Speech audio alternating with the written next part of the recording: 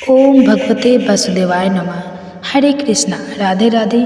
प्रिय श्रोताओं, आइए आज श्रवण करते हैं जया एकादशी व्रत कथा। जया एकादशी व्रत कथा हिंदू धर्म में महत्वपूर्ण व्रतों में से एक मानी जाती है। यह माघ मास के कृष्ण पक्ष की एकादशी को आती है। इस दिन व्रत रखने से व्यक्ति को समस्त पापों से मुक्ति मिलती है और मोक्ष की प्राप्ति होती है। इस व्रत का उल्लेख अनेक पुराणों में किया गया है। विशेषकर पद्म पुराण और संकट पुराणों में इसका महत्व बताया गया है। जया एकादशी का व्रत रखने से प्रेत योनि से छुटकारा मिलता है और स्वर्ग लोक की प्राप्ति होती है। यह व्रत करने से न केवल पापों का नाश होता है बल्कि भगवान विष्णु की कृपा भी प्राप्त होती है। जो भक्त इस दिन विधि पूर्वक उपवास रखते हैं वे समस्त संसारिक दुखों से मुक्त होकर बैकुंठ धाम जाते हैं। अब सुनिए जया एकादशी व्रत कथा। प्राचीन काल में नंदन वन में माल्यवान नामक एक गंधर्व रहता था। वह बहुत ही सुंदर और गुणवान था। उसी वन में पुष्पवती नामक एक सुंदर अप्सरा भी निवास करती थी। दोनों का प्रेम अत्यधिक गहरा था और वे सदैव एक दूसरे के साथ रहने की इच्छा रखते थे। एक दिन देवराज इंद्र ने नंदनवन में देवताओं का एक भव्य समारोह आयोजित किया। उस अवसर पर सभी गंधर्वों, अप्सराओं और देवताओं को बुलाया गया। इस समारोह में भजन, कीर्तन और नृत्य का आयोजन किया गया था। देवराज इंद्र ने आदेश दिया कि सभी गंधर्व और अप्सराएं अपनी कला का प्रदर्शन करें ताकि सभी का मनोरंजन हो सके। माल्यवान और पुष्पवती भी इस समारोह में उपस्थित थे। जब माल्यवान को अपनी गायन कला प्रस्तुत करने का अवसर मिला तो वह अपने प्रेम में इतना लीन था कि वह सही से गा नहीं पाया। उसकी दृष्टि बार बार पुष्पवती की ओर जा रही थी, जिससे वह बार बार अपनी धुन भूल रहा था। यह देखकर देवराज इंद्र अत्यंत क्रोधित हो गए। इंद्रदेव ने उन्हें श्राप दिया, हे माल्यवान और पुष्पवती, तुम दोनों ने इस दिव्य आयोजन का अनादर किया है, इसलिए मैं तुम्हें श्राप देता हूँ कि तुम दोनों पृथ्वी पर जन्म लेकर प्रेत योनि में रहोगे और अत्यंत दुख भोगेंगे। इंद्र का श्राप मिलते ही दोनों स्वर्ग से पतित होकर पृथ्वी पर आ गिरे। वे अत्यंत कुरूप, भूखे प्यासे और कष्टदायी जीवन जीने लगे। शरीर पर केवल हड्डियाँ बची थी, आँखों में निराशा थी और भयानक जंगल में विचलन करते हुए वे अत्यंत दुखी थे। इस प्रकार अनेक वर्ष बीत गए। एक दिन वे एक घने जंगल में भटकते हुए जा रहे थे। वह दिन माघ मास के कृष्ण पक्ष की एकादशी थी। संयोग से उस दिन उन्होंने कुछ भी भोजन नहीं किया था और रात भर अत्यंत दुख के कारण सो भी नहीं पाए। इस प्रकार उन्होंने अनजाने में ही जया एकादशी का व्रत कर लिया। जब प्रातः काल हुआ तो आकाशवाणी हुई, हे माल्यवान और पुष्पवती, तुमने अज्ञानता में ही सही परंतु जया एकादशी का व्रत कर लिया है, जिसके प्रभाव से तुम्हारे समस्त पाप नष्ट हो गए हैं। अब तुम दोनों पुनः अपने दिव्य स्वरूप को प्राप्त करोगे और स्वर्ग में लौट जाओगे। आकाशवाणी सुनते ही दोनों का शरीर दिव्य हो गया और वे पुनः गंधर्व रूप में देवलोक चले गए। वहाँ पहुंचकर उन्होंने भगवान विष्णु की स्तुति की और एकादशी व्रत का महत्व अन्य गंधर्वों को भी बताया। जया एकादशी का व्रत करने के लिए श्रद्धालु को एक दिन पहले यानी 10वीं तिथि से ही नियमों का पालन करना चाहिए। सात्विक भोजन ग्रहण करना चाहिए, तामसिक और मांसाहारी से दूर रहना चाहिए, किसी को अपशब्द नहीं कहना चाहिए और ब्रह्मचर्य का पालन करना चाहिए। प्रातः काल स्नान करके स्वच्छ वस्त्र धारण करना चाहिए। व्रत का संकल्प लेना चाहिए और भगवान विष्णु की पूजा करना चाहिए। तुलसी के पत्ते, फल, पंचामृत और प्रसाद चढ़ाना चाहिए। ओम नमो भगवते वासुदेवाय नमः मंत्र का जाप करना चाहिए। दिन भर उपवास रखे फलाहार कर सकते हैं। संध्या के समय श्री हरि की कथा सुने और भजन कीर्तन करें। रात्रि में जागरण करें और विष्णु सहस्त्र नाम का पाठ करें। ब्राह्मणों को भोजन कराएं और दान दक्षिणा दें। स्वयं सात्विक भोजन करके व्रत का पालन करें। इस व्रत को करने से अशुभ कर्मों का नाश होता है। व्यक्ति को मोक्ष की प्राप्ति होती है, प्रेत योनि से मुक्ति मिलती है, भगवान विष्णु की कृपा प्राप्त होती है।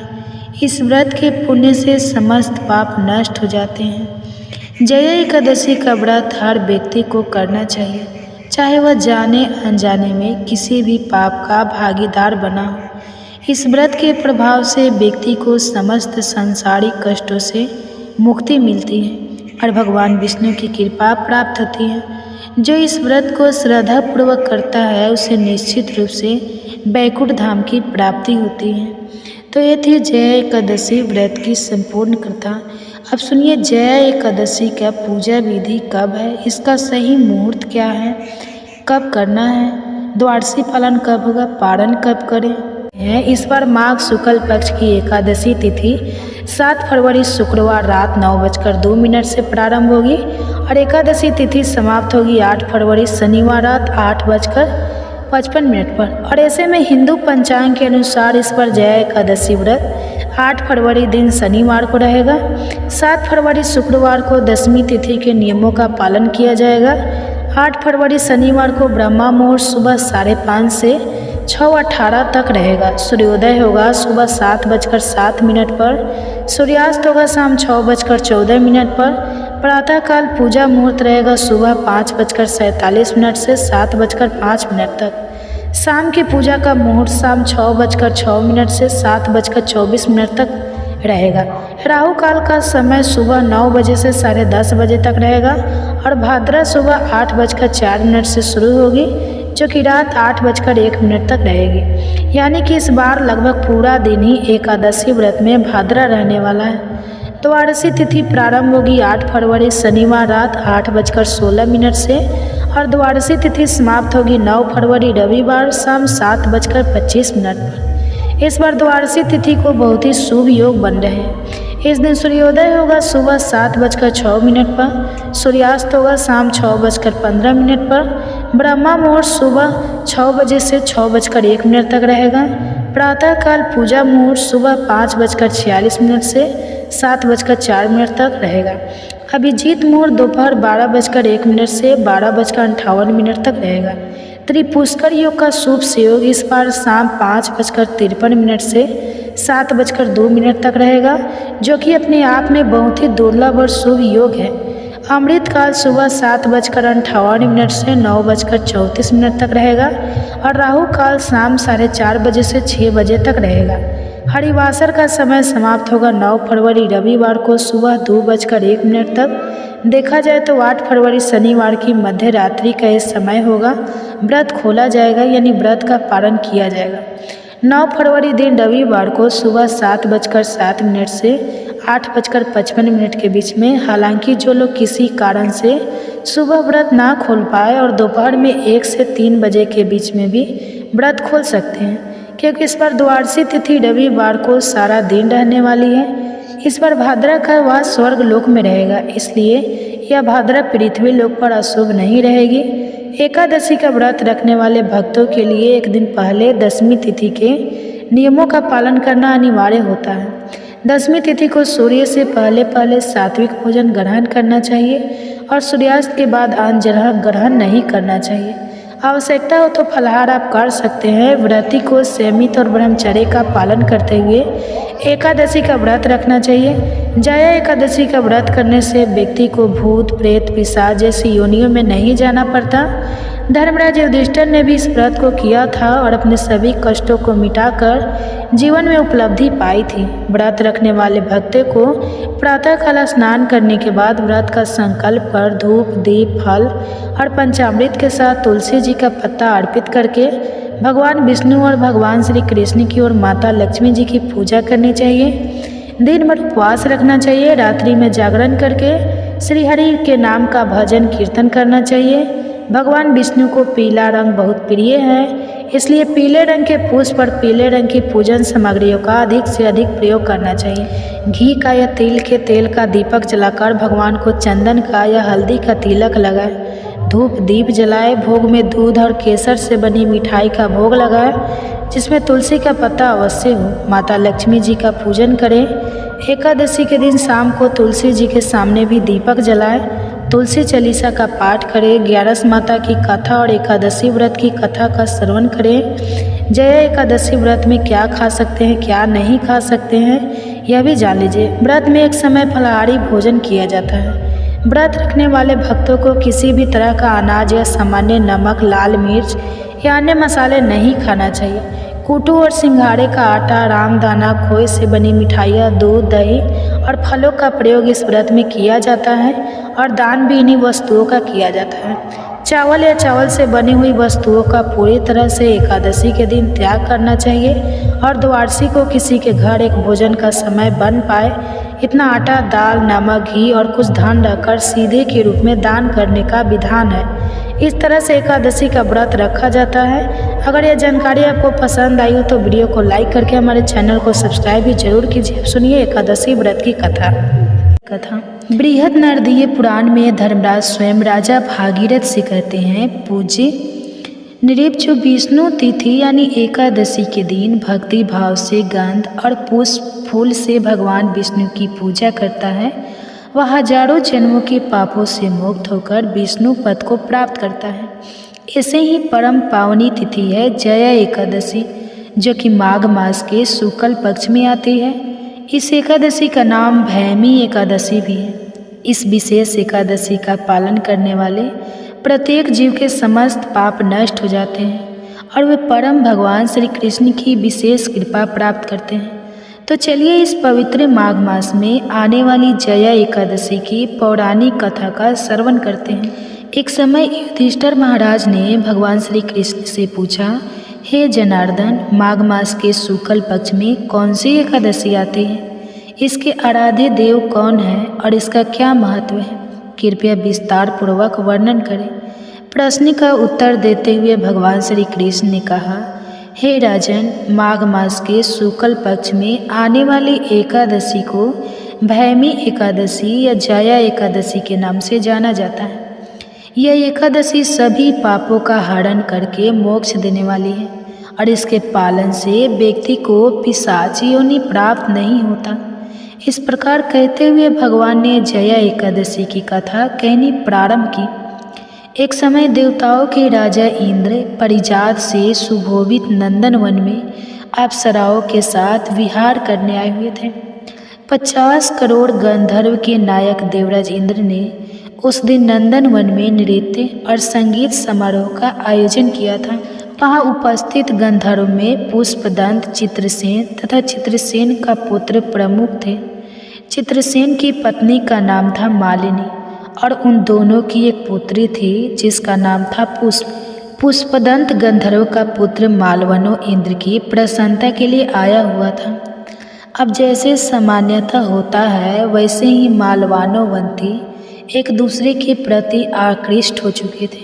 वे दोनों भी अन्य अप्सराओं और गंधर्व के साथ देवराज इंद्र की प्रसन्नता हेतु गायन और नृत्य करने आए थे, लेकिन उनकी एक दूसरे के प्रति आसक्ति के कारण उनका ध्यान गायन और नृत्य में कम और एक दूसरे के प्रति अधिक था और इसके परिणाम स्वरूप यह हुआ कि उन दोनों के गायन और नृत्यन में त्रुटियां आने लगी। वे शुद्ध गायन और नृत्यन नहीं कर पाए। अब यह बात देवराज इंद्र से कैसे छिप सकती थी? तो बस इनका इस प्रकार ध्यान भंग देखकर देवराज को बड़ा ही क्रोध आया और उन्होंने इसे अपना अपमान समझा। क्रोध के आवेश में आकर देवराज इंद्र ने उन दोनों को श्राप देते हुए कहा, अरे मूर्खों, तुम सच में पतित हो। तुम दोनों की एक दूसरे के प्रति आसक्ति इतनी अधिक है कि तुमने मेरी आज्ञा का भी उल्लंघन किया है। इसलिए मैं तुम्हें श्राप दे देता हूँ कि जाओ, इसी क्षण मृत्यु लोक में तुम्हारा पतन होगा और तुम पिशाच योनि में पति पत्नी बनकर वास करोगे। यह श्राप सुनकर मालवानोवंती दोनों ही भय से कांपने लगे। उन्होंने देवराज इंद्र से क्षमा याचना की, लेकिन अब श्राप मिथ्या कैसे हो सकता था?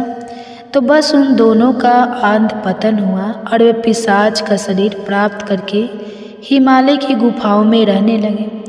अपने पाप शरीर के कारण अनेक यातनाओं को सहन करते हुए वे दोनों समय व्यतीत करने लगे। आखिर एक दिन पिशाच की योनि में रहे मालवानोवंती से कहा, न जाने हमने ऐसे कौन से पाप कर्म किए हैं जो हमें यह पिशाच योनि प्राप्त हुई है।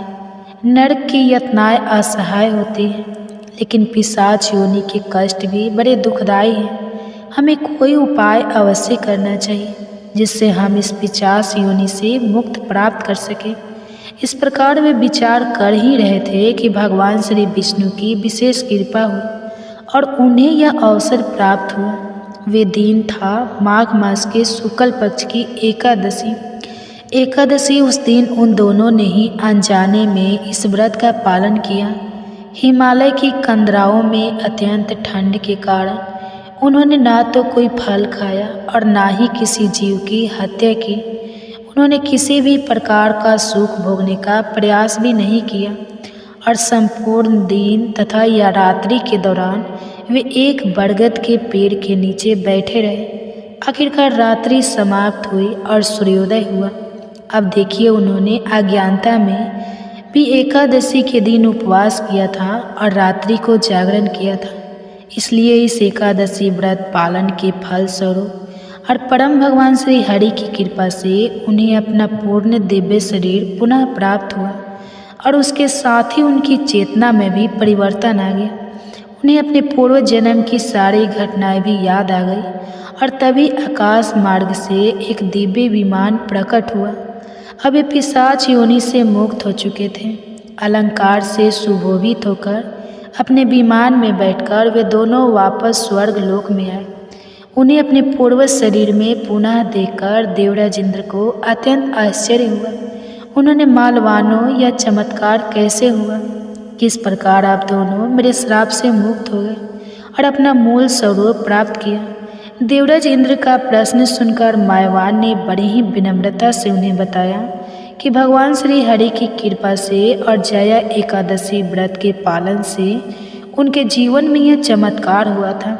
यह सुनकर देवराज इंद्र भी बड़े प्रसन्न हुए और उन्होंने बड़े आदर से उन दोनों का स्वागत किया और कहा, भगवान श्री हरि की शरण में जाने वाले और उनकी कृपा प्राप्त करने वाले जीव मेरे लिए भी पूजनीय हैं। इसलिए अब आप दोनों पुनः अपने अपने पूर्व स्थान को ग्रहण कर सकते हैं।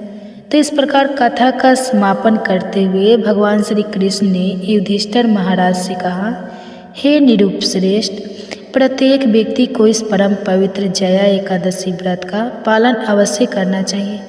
इसका पालन करने से सभी यज्ञ और दान का फल प्राप्त होता है। इस एकादशी कथा का मात्र श्रवण या पठन करने से भी व्यक्ति को अग्नि अष्टोम यज्ञ का फल प्राप्त होता है। तो यह थी आज की जया या भैमी एकादशी की संपूर्ण व्रत कथा। आज का दिन अत्यंत विशेष है क्योंकि हमारे शास्त्र बताते हैं कि एकादशी जैसी पवित्र तिथि पर किया गया कोई भी आध्यात्मिक कार्य जीवात्मा को अनंत गुना अधिक फल प्रदान करता है।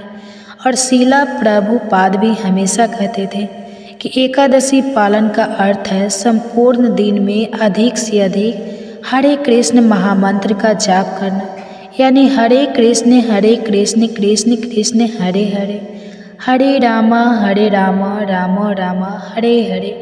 अब देखिए, एकादशी के दिन हम उपवास करते हैं और उपवास का वास्तविक अर्थ क्या है? उप यानी नज़दीक और वास यानी रहना, अर्थात उस दिन अधिक से अधिक भगवान के नज़दीक रहना। और यह तभी संभव है जब एकादशी के दिन हम सदैव हरि नाम का स्मरण, चिंतन और कीर्तन करें। एकादशी के दिन अपनी चेतना को शुद्ध बनाए रखना अत्यंत आवश्यक है, क्योंकि तभी हमें एकादशी का संपूर्ण फल प्राप्त होता है। इसलिए प्रयास करना चाहिए कि इस दिन क्रोध करना, झूठ बोलना, असक्त करना, पर निंदा करना, आलस करना, आवश्यक से अधिक सोना, इंद्रिय भोग करना इत्यादि सभी चीज़ों से बचकर रहना चाहिए। एकादशी के दिन अपने समय और मन पर विशेष ध्यान रखना चाहिए। और हम जानते हैं कि यह कार्य इतना आसान नहीं है, लेकिन इसे सरल बनाने का एक ही उपाय है, और वो है एकादशी के दिन हमेशा हरे कृष्ण महामंत्र का जाप करते रहना। इससे अपने आप ही आप अपने मन और समय को नियंत्रित कर पाएंगे।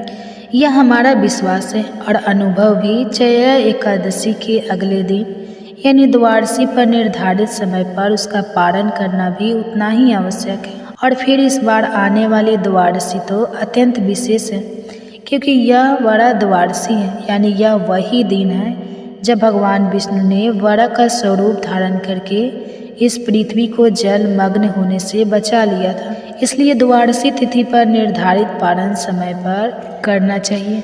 एकादशी के दिन किसी सुयोग्य ब्राह्मण या वैष्णव को यथोचित दान अवश्य दें और उसके बाद आप भी भगवान को अर्पित अन्न प्रसाद के साथ एकादशी व्रत का पारण करें। और इन प्रमाणभूत कथाओं को बनाने में बहुत मेहनत लगती है, इसलिए ये कथा आपको अच्छी लगी तो वीडियो को लाइक करें और कमेंट बॉक्स में हरि का नाम जरूर लिखें। अब सुनिए भगवान विष्णु और सत्यभामा की बहुत ही सुंदर कथा में भगवान श्री कृष्ण और सत्यभामा जी की एक बहुत ही अद्भुत और रोचक कथा। एक बार की बात है, देवर्ष नारद जी देवराज इंद्र के यहाँ से द्वारिकापुरी जा रहे थे। नारद जी देवराज जी के वहाँ से परिजात वृक्ष का एक पुष्प लेकर आए थे और उन्होंने वह पुष्प द्वारिकाधीश जी को अर्पित किया। वह सुंदर पुष्प ठाकुर जी ने रुक्मणी जी को दे दिया। नारद जी हमेशा वही कार्य करते हैं जो भगवान के मन में होता है और वे वही लीला करते हैं जिससे भगवत नाम रूप और महिमा का अद्भुत रूप प्रकाशित हो। द्वारिकाधीश जी को पुष्प अर्पित करने के बाद नारद जी सत्यभामा जी के महल में गए। नारद जी ने सत्यभामा जी से पूछा कि क्या स्वर्ग का परिजात पुष्प उन्हें मिला। तब सत्यभामा जी को इस विषय में कोई जानकारी थी ही नहीं।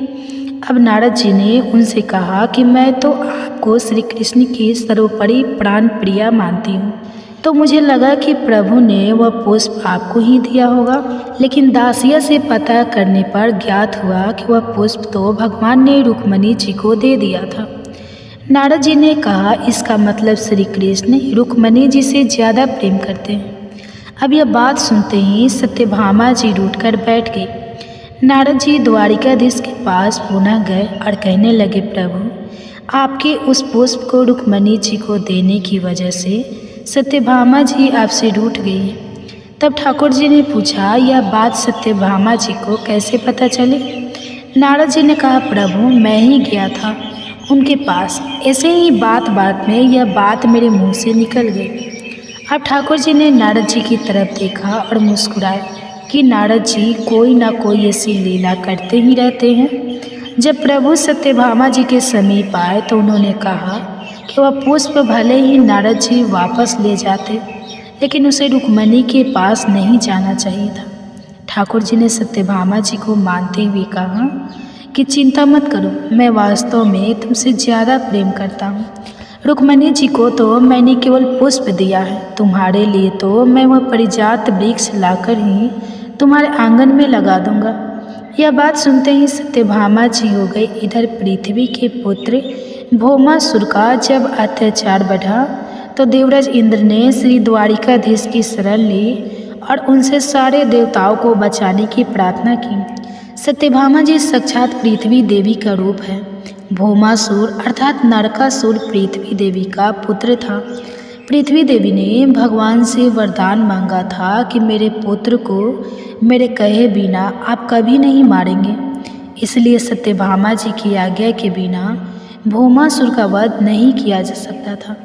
इसी वरदान के कारण भौमासुर अत्यंत अत्याचारी बन गया था और कोई देवतागण उसे मार नहीं पा रहे थे। जब श्री कृष्ण भौमासुर से लड़ने के लिए निकले तो उन्होंने सत्यभामा जी को बताया कि भौमासुर का आतंक बहुत बढ़ गया है, इसलिए आप ही मेरे साथ चले। भौमासुर ने सत्यभामा जी के सामने प्रभु पर शस्त्रों की वर्षा कर दी। श्री कृष्ण प्रेम में पगी हुई सत्यभामा जी यह भूल गई कि भौमासुर पृथ्वी के अंश से ही प्रकट हुआ था। उन्होंने श्री कृष्ण से अनुरोध किया, हे नाथ इसे शीघ्र मार दीजिए। प्रभु सत्यभामा जी का वरदान पूरा करने के लिए ही रुके हुए थे और फिर उनके कहते ही प्रभु ने भौमासुर को मार गिराया, उसका वध कर दिया। अब भौमासुर को मारने पर देवलोक में देवराज इंद्र ने देवताओं सहित भगवान की बड़ी स्तुति पूजा की। तब प्रभु ने इंद्र को परिजात वृक्ष देने के लिए कहा, क्योंकि सत्यभामा जी उसे अपने आंगन में लगाना चाहती थी। इस पर इंद्राणी ने परिजात वृक्ष देने के लिए मना करते हुए कहा कि यह वृक्ष मृत्यु लोक के योग्य है ही नहीं, इसलिए मैं इसे नहीं दे सकती। यह तो केवल स्वर्ग लोक में होना चाहिए। देवराज ने इंद्राणी को याद दिलाया कि वह सर्वप्रथम प्रभु है, जिन्होंने अभी भूमा असुर को मार गिराया है, जिस पर देवताओं का कोई प्रभाव नहीं पड़ रहा था। लेकिन रानी भी हट करने लगी और वह परिजात का वृक्ष देने के लिए तैयार ही नहीं हुए। कुछ देवतागण भी उनके पक्ष में आकर भगवान का विरोध करने लगे, यहाँ तक कि वह भगवान से युद्ध करने के लिए भी तैयार हो गए और उन्होंने प्रभु को कुछ कठोर शब्द भी कहे। उनका कहना था कि मृत्यु लोक में देवलोक का वह वृक्ष नहीं जाएगा। तब प्रभु ने कहा, इन्हें मेरी द्वारिकापुरी मृत्यु लोक नजर आती है। अभी तक तो आप सभी, अगर भौमासुर का वध ना होता तो तुम्हारे हाथ में तो स्वर्ग भी नहीं रहता, और तुम मांगने पर अब एक वृक्ष भी नहीं दे रहे हो।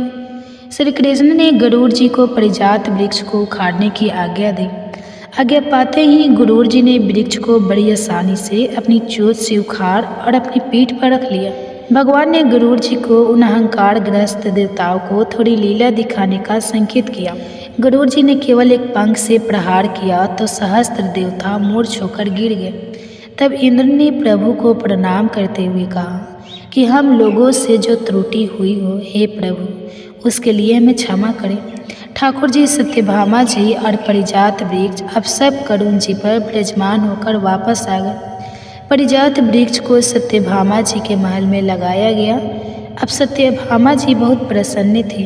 कुछ समय बाद नारद जी सत्यभामा जी के महल में पहुँचे। सत्यभामा जी ने नारद जी से कहा, देवर्षि, आपकी कृपा से श्री कृष्ण मुझे बहुत प्रेम करते हैं। रुक्मणी जी को तो प्रभु ने परिजात वृक्ष का केवल एक पुष्प लाकर दिया था, और देखिए यह वृक्ष आज मेरे आंगन में शोभा बढ़ा रहा है।